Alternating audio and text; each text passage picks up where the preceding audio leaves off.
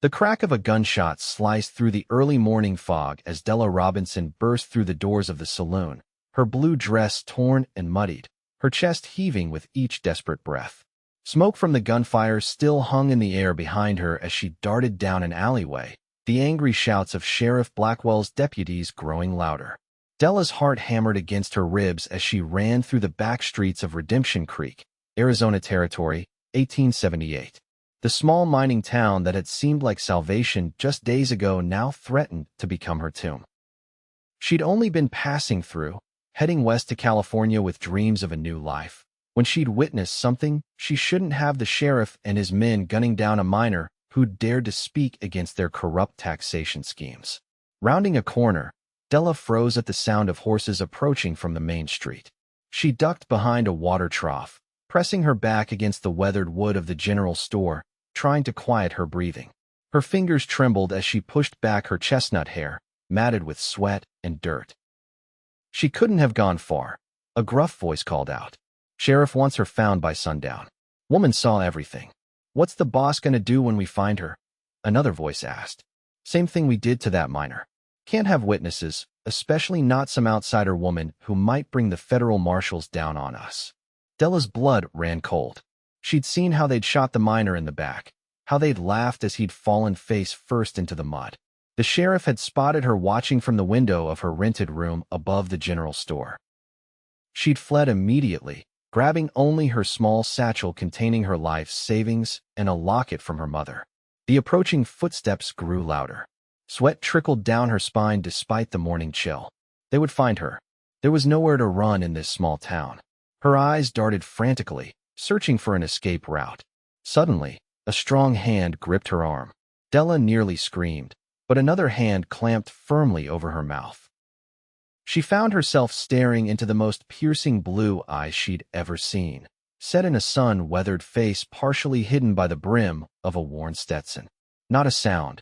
The stranger whispered, his voice low and steady. "Follow me if you want to live." With the sheriff's men mere feet away, Della had little choice. The stranger, tall and broad-shouldered in a dust-covered duster coat, pulled her through a narrow gap between buildings. They moved silently, the man seeming to know exactly where to step to avoid making noise. He led her to a small stable behind the blacksmith shop, where a magnificent chestnut stallion stood saddled and ready. "Get on," he commanded, his voice still hushed but undeniably authoritative. "Who are you?" Della demanded, though she was already moving toward the horse, desperation overriding caution. "Name's Wade Nicholson, and right now, I'm your only chance." He helped her mount before swinging up behind her with surprising grace for a man of his size. "Hold tight." The stallion burst from the stable just as shouts erupted from nearby. Wade guided the horse expertly through the back alleys of Redemption Creek, eventually breaking into open country. Della clung to the saddle horn, her body pressed against the solid warmth of the stranger as they galloped away from town. They rode hard for hours, the landscape changing from dusty plains to rocky foothills. Only when they reached a dense copse of cottonwoods beside a narrow creek did Wade finally slow the horse to a walk. The sun hung low in the western sky, casting long shadows across the rugged terrain. Wade dismounted first, then reached up to help Della down. Her legs nearly buckled beneath her, unaccustomed to such lengthy riding. "They won't follow us this far," Wade said, leading the horse to drink from the creek. "Not with night coming on. Sheriff Blackwell and his men don't know this territory like I do."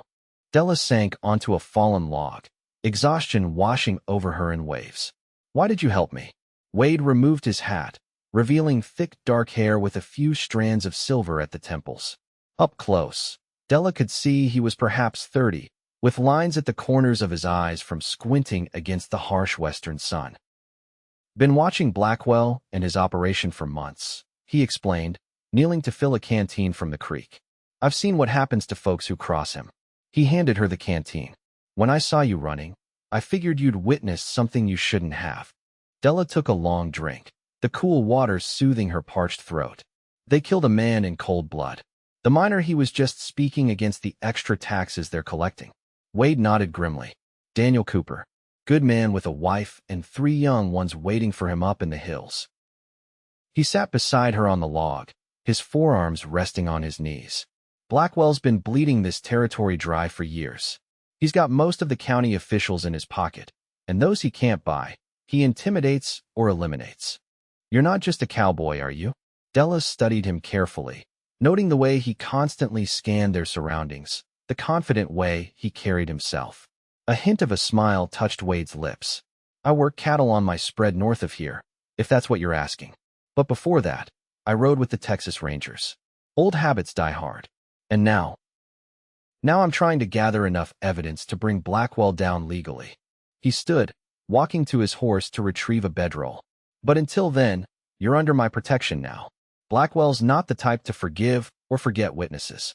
As the darkness deepened around them, Wade built a small, nearly smokeless fire. He produced jerky and hardtack from his saddlebags, a meager but welcome meal after their desperate flight. Della ate silently, watching this mysterious man who had risked his life to save hers. We'll head to my ranch at first light, Wade said, handing her a blanket. It's a good 2 days' ride, but you'll be safe there while I figure out our next move. Our next move. Della wrapped the blanket around her shoulders against the evening chill. Mr. Nicholson, I'm grateful for your help, truly. But I was on my way to California. I have nothing to do with this fight. Wade's eyes locked with hers across the small fire. You became part of it the moment you saw Cooper die. Blackwell won't stop hunting you. Not ever. Your only chance is to help me bring him down. The gravity of her situation settled over Della like a heavy shroud. Her dreams of California seemed to evaporate into the night air. I don't even know you, she whispered. No, Wade agreed, his voice softening. But I know what it's like to be hunted, to have nowhere to turn. Something in his tone spoke of personal experience. Get some rest, Miss Robinson. Tomorrow will be another long day. As Della settled onto her bedroll, staring up at the star-filled sky, she wondered how her life had changed so dramatically in a single day, and why, despite the danger and uncertainty, she felt strangely safe in the presence of this enigmatic former Texas Ranger. Morning came too quickly, the dawn light filtering through the cottonwood leaves. Della awoke to find Wade already up, tending the horse and preparing a simple breakfast of coffee and more hardtack. We need to move, he said when he noticed her stirring. Blackwell's men will be ranging wider today.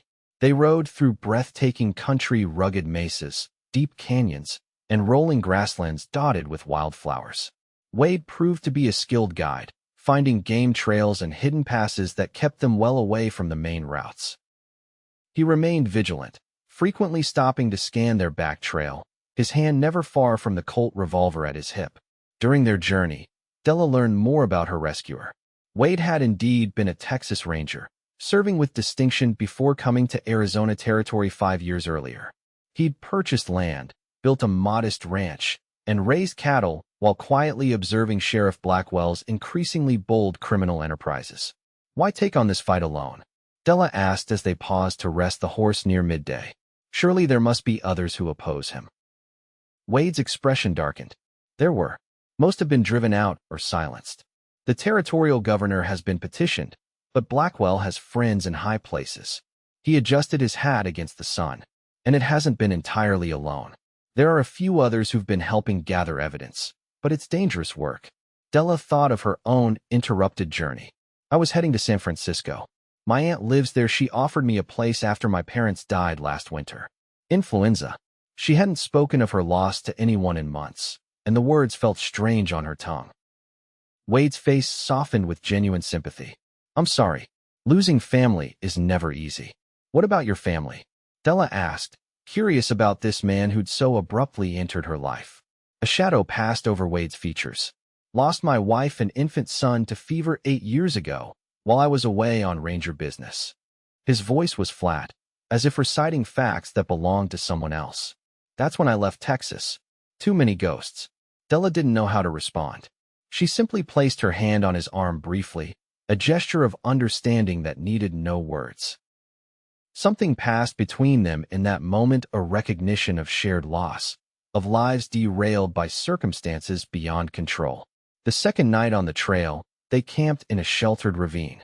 The air had grown cooler as they'd moved into higher elevation, and Della huddled closer to the fire. Wade had managed to shoot a rabbit, which now roasted on a spit over the flames. "Tell me more about your ranch," Della said as they ate.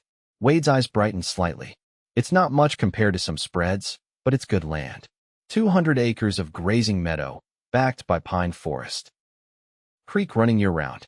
Small herd of cattle, enough to make a decent living." Pride crept into his voice. "Built the cabin myself. 2 rooms with a proper stone fireplace. Been adding to it little by little." "It sounds wonderful," Della said sincerely. After months of grief and transient living, the idea of somewhere permanent, somewhere safe, held powerful appeal. "It's quiet," Wade admitted. "Sometimes too quiet." He poked at the fire with a stick, sending sparks spiraling upward. "What were your plans in California, besides staying with your aunt?" Della smiled wistfully. "I was going to open a dressmaking shop. I've always had a way with a needle and thread. My mother taught me." She touched the locket at her throat, which contained a small snippet of her mother's embroidery. "I thought in a city like San Francisco, there would be plenty of ladies wanting fashionable dresses." "You could still do that," Wade said, "once Blackwell is dealt with." Della looked into the flames. "I'm starting to wonder if I'll ever make it to California now." Wade was silent for a long moment. "I'll get you there if that's still what you want when this is over." The promise in his voice was unmistakable. Their eyes met across the fire, and something unspoken passed between them. Della felt a flutter in her chest that had nothing to do with fear or anxiety. This man, this stranger who had risked everything to help her, was becoming something more than just her protector. They reached Wade's ranch late the following afternoon. It was everything he described: a sturdy log cabin nestled against a backdrop of pines, with a small barn and corral nearby. A creek bubbled past, and wildflowers dotted the surrounding meadow. Mountains rose in the distance, their peaks still capped with the last remnants of winter snow. "It's beautiful," Della breathed as they approached. "Welcome to the North Star Ranch," Wade said, a hint of pride in his voice. As they drew closer, a figure emerged from the barn, a gray-haired man with a weathered face who approached with a slight limp. "That's Hank Miller," Wade explained. "Former cavalry scout. Helps me with the ranch. He's the only one I trust completely." Hank greeted them with obvious relief. "Was starting to worry, boss. You've been gone 3 days." His shrewd eyes assessed Della with curiosity rather than suspicion. "Ran into a situation in town," Wade explained briefly as he helped Della dismount. "Miss Robinson witnessed Blackwell's men murder Daniel Cooper." Hank's expression grew grave. "So they finally did it. Poor Daniel." He tipped his hat to Della. "Madam, you're in danger just by knowing what you saw." "She's under our protection now," Wade said firmly. "Blackwell's men will be looking for her." "Then it's good you brought her here," Hank nodded. "No safer place in the territory." The cabin was modest but comfortable, with handcrafted furniture and colorful woven rugs covering the plank floors. A stone fireplace dominated one wall of the main room, which served as both kitchen and living area. A door led to what Della presumed was Wade's bedroom. "You can take my room," Wade said, confirming her thought. "I'll bunk with Hank in the lean-to behind the barn." "I couldn't possibly," Della began to protest. "I insist," Wade cut her off gently. "You need proper rest after what you've been through." That evening, after a hearty meal of venison stew prepared by Hank, the 3 of them sat around the table discussing their situation.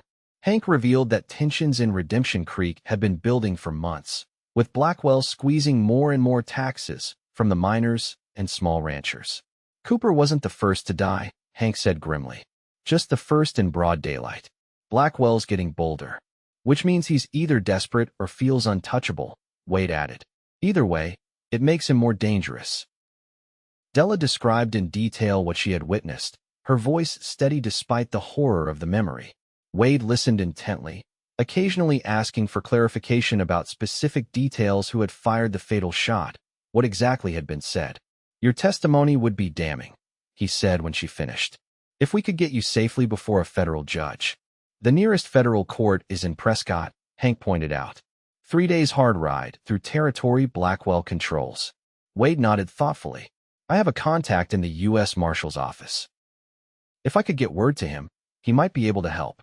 "Sending a message would be risky," Hank warned. "Anyone carrying it would be targeted." "I'll go myself," Wade decided. "Day after tomorrow. First, I want to make sure Miss Robinson is settled and safe here." Later, as Della prepared for bed in Wade's room. She found herself studying the small personal items that offered glimpses into his life: a well-worn Bible on the bedside table, a framed sketch of a woman with a gentle smile that must have been his wife, a shelf of books ranging from practical guides on ranching to volumes of poetry. A soft knock at the door interrupted her thoughts. Wade stood there, holding a bundle of clothing. "These belonged to my sister when she visited last year," he explained. "They might fit you better than what you're wearing now." Della accepted the clothes gratefully. "You have a sister?" "Rebecca. Lives in Denver with her husband. Visits once a year." A fond smile touched his lips. "She's always trying to convince me to sell the ranch and move to civilization." "Why don't you?" Della asked. Wade looked past her to the window, where the mountains were silhouetted against the night sky. "This is home now. For all its troubles, I love this land." His eyes returned to hers. "Get some rest, Miss Robinson. You're safe here." "Della," she said. "Please call me Della." Something warmed in his blue eyes. "Good night, Della." "Good night, Wade." The next day passed in a strange combination of domestic tranquility and underlying tension. Della helped around the cabin, grateful for the normalcy of everyday tasks after the terror of the past days. She mended a tear in one of Wade's shirts, prepared lunch with Hank, and even ventured outside to gather wildflowers for the table. Wade spent the morning tending to ranch chores, then devoted the afternoon to cleaning his weapons and discussing strategy with Hank. Della overheard fragments of their conversation: discussions of routes to Prescott, speculation about which local families might shelter them if needed, contingency plans if Blackwell's men discovered her hiding place. The reality of her situation was never far from her mind, but there was something else growing alongside her fear: an increasing awareness of Wade Nicholson as more than just her rescuer. She noticed the gentleness in his hands as he cared for his horse, the way his face transformed when he smiled, the respect with which he treated both her and Hank. That evening, Wade took her on a short walk along the creek. The setting sun painted the landscape in hues of gold and amber, the air fragrant with pine and wildflowers. "I want you to know what to expect while I'm gone," Wade explained as they walked. "Hank will keep watch. The ranch is remote enough that it's unlikely Blackwell's men will find it, but if they do, there's a hiding place." He pointed to a rocky outcropping above the cabin. "Cave in those rocks. Supplies already stashed there. Hank knows." Della nodded, absorbing the information while trying to quell the anxiety that rose at the thought of Wade leaving. "How long will you be gone?" 4 days to Prescott and back, if all goes well. Maybe a week if I need to wait for the marshal." Wade stopped walking, turning to face her directly. "I don't like leaving you, but it's our best chance." "I understand." Della hesitated, then added, "I'm more worried about you than myself. You'll be the one riding through territory controlled by Blackwell." Wade's expression softened. "Been taking care of myself a long time." "Still," Della said, surprising herself by reaching out to touch his arm. "Be careful, Wade." He covered her hand with his own, the touch sending warmth through her despite the evening chill. "I promise." They stood that way for a long moment, connected by touch and gaze, something unspoken building between them. Finally, Wade gently released her hand. "We should head back before dark," he said, his voice rougher than usual. That night, Della lay awake in Wade's bed, surrounded by his scent, thinking about how dramatically her life had changed in just a few days. The journey to California seemed increasingly distant, like a dream from another life. Instead, she found herself contemplating a future here, in this wild, beautiful country, a future that increasingly included the blue-eyed former Texas Ranger who had saved her life. Wade departed before dawn the next morning. Della rose early to see him off, handing him a package of food she'd prepared the night before. "For the journey," she explained. Wade tucked it into his saddlebag, his expression unreadable in the pre-dawn light. "Stay close to the cabin. Trust Hank." "I will." He mounted his horse, then looked down at her for a long moment. "Della, if I don't make it back—" "Don't," she interrupted.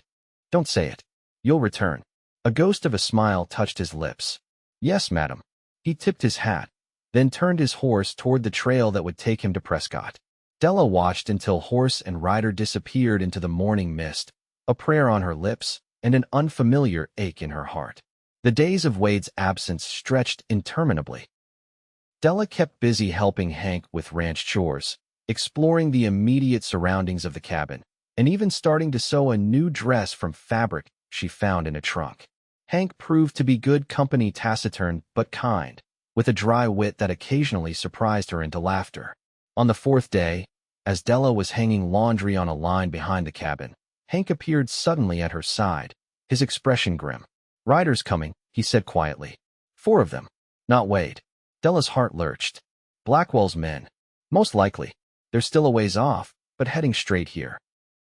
Hank handed her a small revolver. "Take this. Head for the cave like Wade showed you. I'll try to delay them. Make them think you've already gone." "What about you?" Della asked, reluctantly taking the gun. "I've faced worse odds." Hank's weathered face creased in a smile. "Go now? Stay hidden until Wade returns." With fear clawing at her throat, Della grabbed a prepared pack of supplies and slipped away from the cabin, working her way up to the rocky outcropping Wade had shown her. The cave entrance was well concealed behind brush, but once inside, she found it surprisingly spacious, with bedding, lanterns, and provisions neatly arranged. Through a small opening in the rocks, she could see the cabin below. 4 men on horseback approached cautiously, rifles ready. Della recognized one of them as the deputy who had been closest to discovering her hiding place in Redemption Creek. They surrounded the cabin, 2 dismounting to enter while the others kept watch outside. Hank met them on the porch, appearing relaxed and unconcerned. Della was too far away to hear the conversation, but she could see Hank gesturing casually, as if answering questions. For a moment, it seemed the ruse might work. Then one of the men, still mounted, pointed toward the fresh laundry on the line, Della's dress fluttering in the breeze. The atmosphere changed instantly. One man grabbed Hank roughly, while another disappeared into the cabin. When he emerged, he was shaking his head. The first man struck Hank, sending him sprawling onto the porch. Della bit her knuckle to keep from crying out. The men conferred briefly, then began searching the outbuildings. 2 of them started examining the ground, clearly looking for tracks. They were heading in her direction. Della retreated deeper into the cave, heart pounding. The revolver felt heavy in her hand. She had never fired a gun before, but Hank had shown her the basics during Wade's absence. Would she be able to pull the trigger if necessary? The thought made her queasy. The sound of gunfire snapped her attention back to the scene below. Hank had somehow broken free and was running toward the barn, the men in pursuit. More shots rang out. Della saw Hank stumble, then disappear inside the structure. 2 men followed him in while the others continued searching the property. One was now definitely heading toward the rocks where Della hid. She pressed herself against the cave wall, trying to control her panicked breathing. The scuff of boots on stone sent ice through her veins. Someone was just outside the cave entrance. Della raised the revolver with trembling hands, aiming at the narrow opening. "Della," a familiar voice whispered.